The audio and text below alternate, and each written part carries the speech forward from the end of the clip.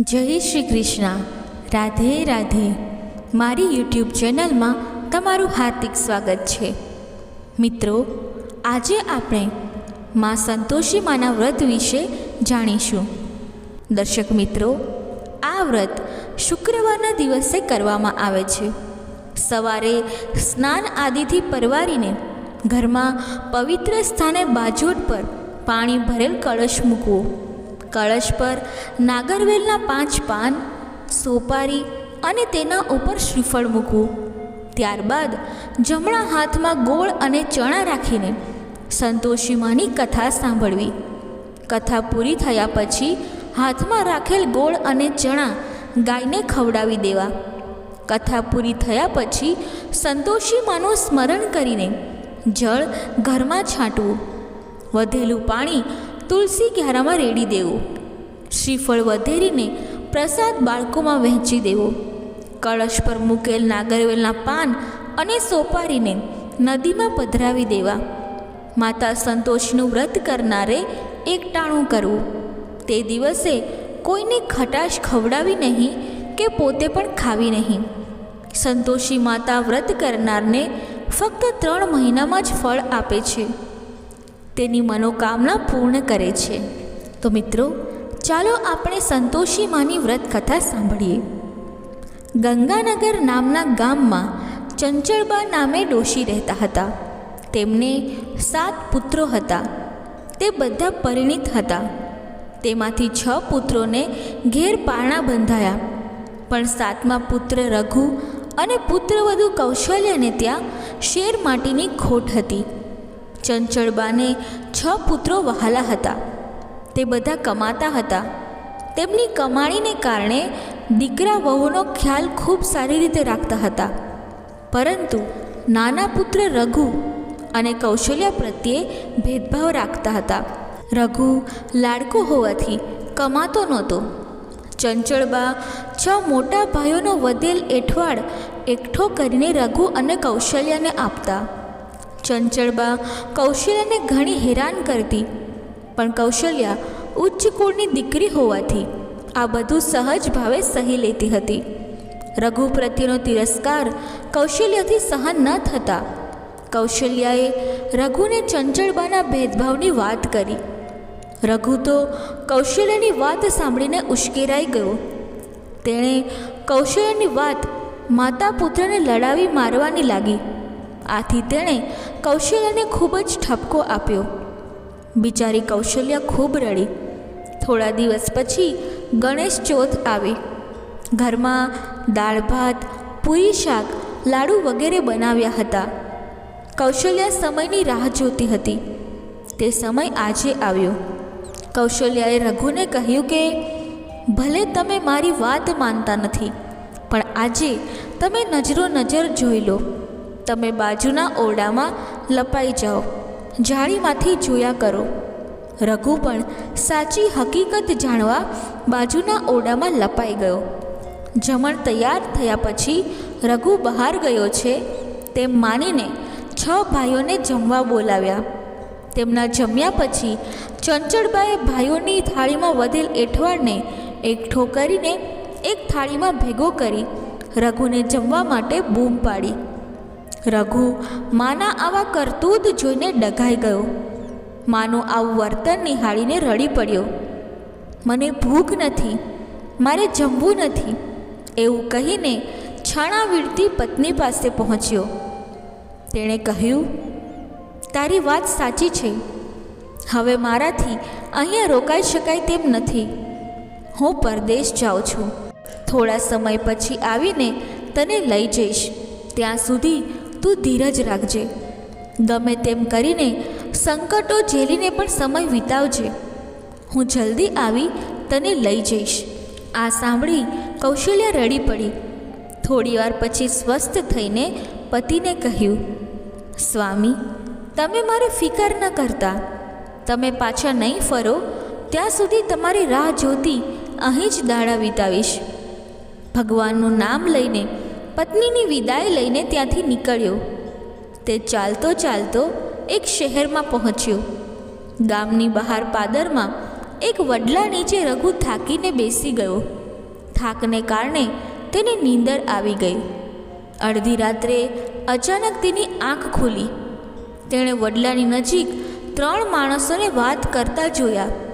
તેમની વાત પરથી તેણે જાણ્યું કે આ લોકો ચોર છે. નગર શેઠને ત્યાં ચોરી કરી છે અને માલ વડલા પાસે તળાવની પાસે ખાડો ખોદીને દાટી દીધેલ છે.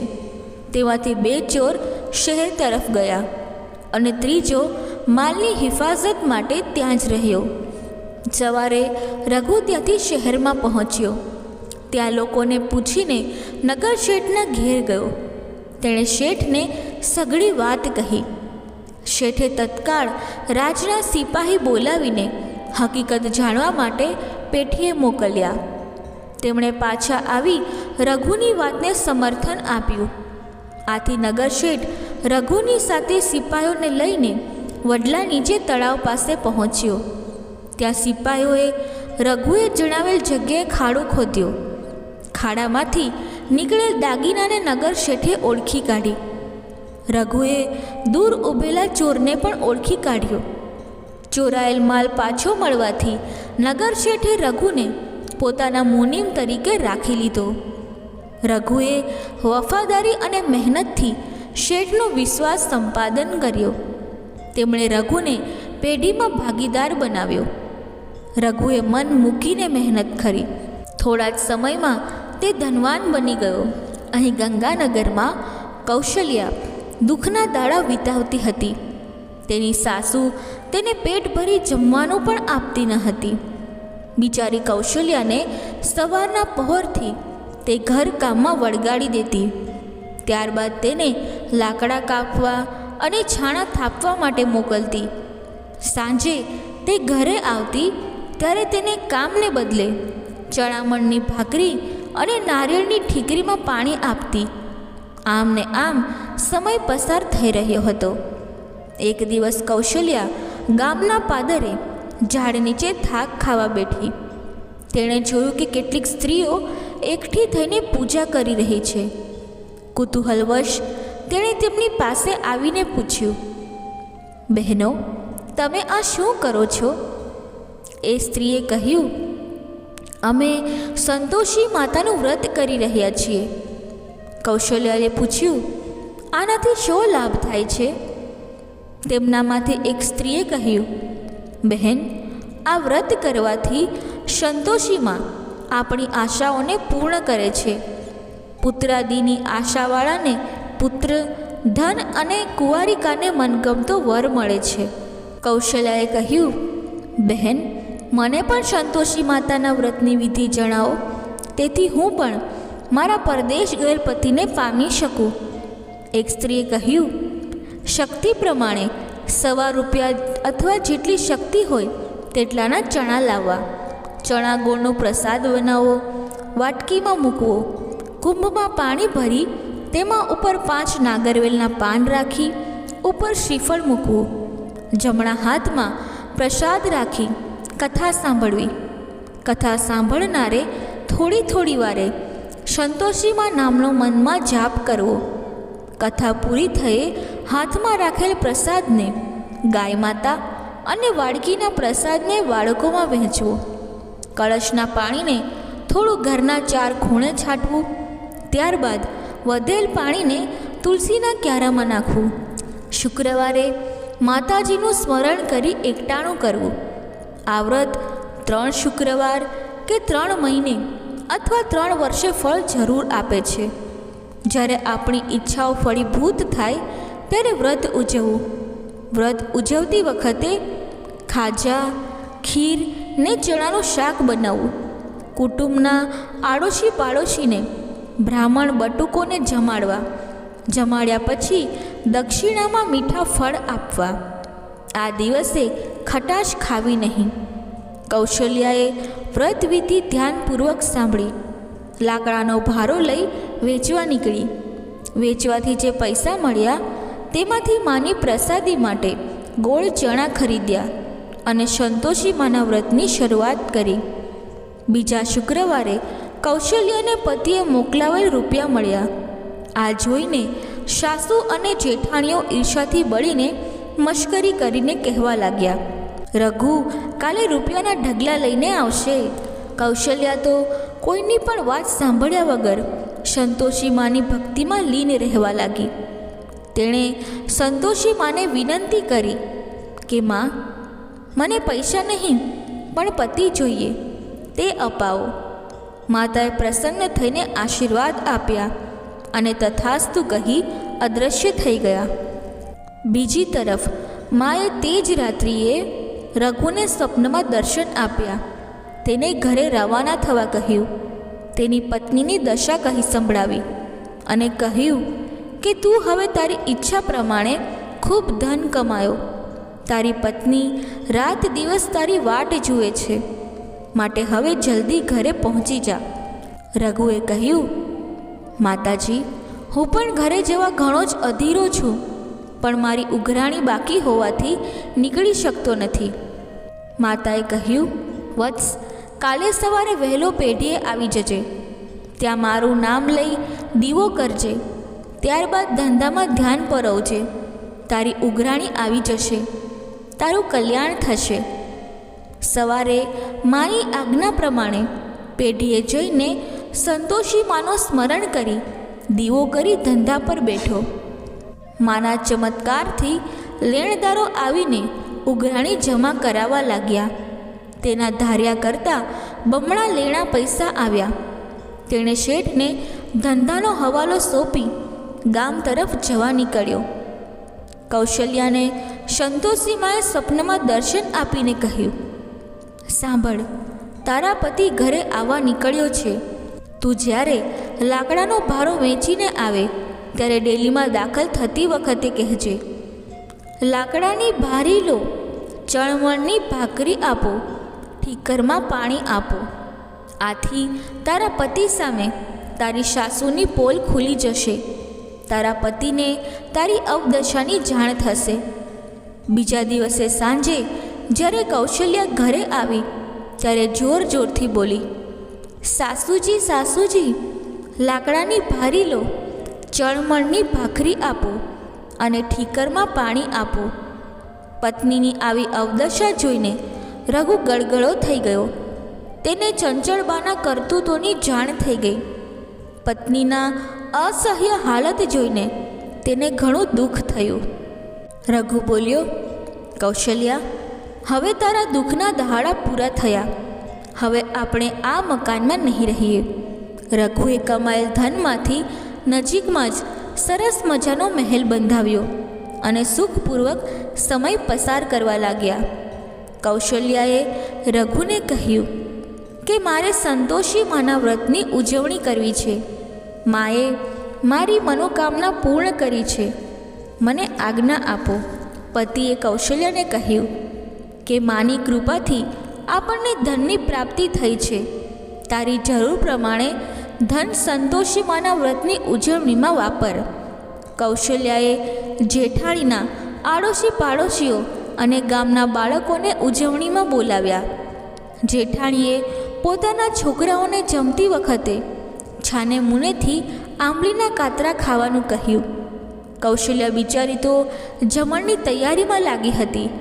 તેને તો આ કાવતરાની જાણ પણ ન હતી. બાળકો જમવા બેઠા. કૌશલ્યા માનું નામ સ્મરણ કરી તેમને હેતપૂર્વક જમાડતી હતી. તે કંઈક કારણસર રસોડામાં ગઈ. ત્યાં તો જેઠાણીના બાળકો ખિસ્સામાંથી કાતરા કાઢીને ખાવા લાગ્યા અને બીજા બાળકોને પણ કાતરા ખવડાવવા લાગ્યા. જમણમાં ખટાશ આવવાથી કૌશલ્યાના વ્રતનો ભંગ થયો. સંતોષીમાં કોપાયમાન થઈ ગયા. ત્યાં તો રાજાના સિપાઈઓ ઘરે આવી કૌશલ્યાના પતિ રઘુને કેદ કરીને લઈ ગયા. કૌશલ્યાએ સિપાઈઓને પતિને છોડાવવા ઘણા કાલાવેલા કર્યા, પણ તેઓ તેને પકડીને રાજા સમક્ષ લઈ ગયા. કૌશલ્યા તુરંત જ માં સંતોષીના મંદિરે પહોંચી વિનંતી કરવા લાગી, હે માં, મેં તો તારા વ્રતનું ઉજવણું કર્યું, મને કઈ ભૂલની સજા કરી? કોપાયમાન થયા છો? સંતોષી માં તો દયાળુ છે. તેણે કૌશલ્યાને કરગરતી જોઈને કહ્યું, બેટા, આમાં તારે દોષ નથી, પણ તારી જેઠાણીના છોકરાઓએ તેમની માઓના કહેવાથી જમતી વખતે આંબલીના કાતરા ખાધા હતા, જેના કારણે તારા વ્રતનો ભંગ થયો છે. તું નિર્દોષ છે. જા, તારો પતિ જલ્દી ઘરે આવી જશે. હવે તું નિશ્ચિંત થઈને ઘરે જા. કૌશલ્યાએ ઘરે આવીને જોયું તો રઘુ ખાટલામાં બેસી ઘરના લોકો સાથે હસીને વાતો કરી રહ્યા હતા.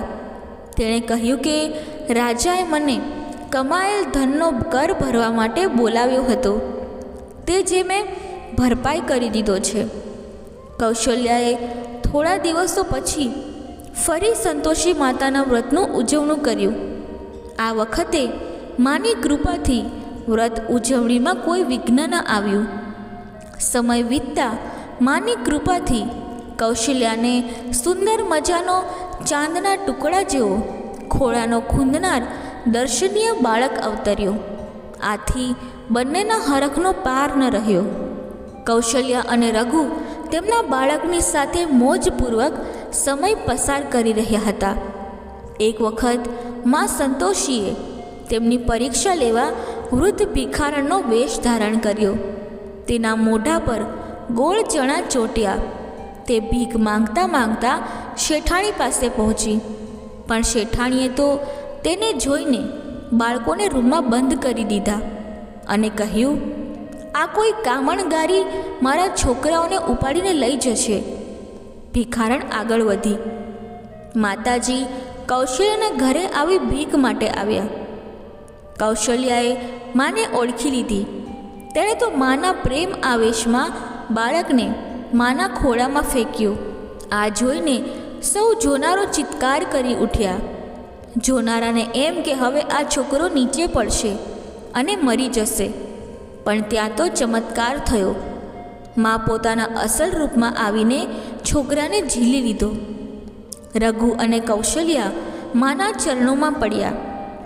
ચંચળબા અને જેઠાણીઓ ચમત્કાર જોઈને પોતાની ભૂલ સમજાય. તેઓ માતાને કરગરીને પોતાના કુકર્મોની ક્ષમા માંગી અને તેમના આશીર્વાદ માંગીને પુણ્યશાળી બન્યા. હે સંતોષીમાં, તમે જેવા રઘુ અને કૌશલ્યાને ફળ્યા, એવા વ્રત કરનાર, કથા કહેનાર અને સાંભળનારને ફળજો. સૌની મનોકામના પૂર્ણ કરજો. બોલો સંતોષી માતાની જય.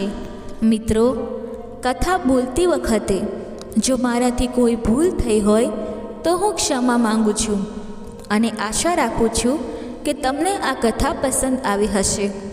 જો તમને આ કથા પસંદ આવી હોય તો વિડીયોને લાઈક કરી ચેનલને સબસ્ક્રાઈબ જરૂરથી કરી લેજો અને કમેન્ટ બોક્સમાં જય માં સંતોષી જરૂરથી લખજો. ધન્યવાદ. જય શ્રી કૃષ્ણ. રાધે રાધે.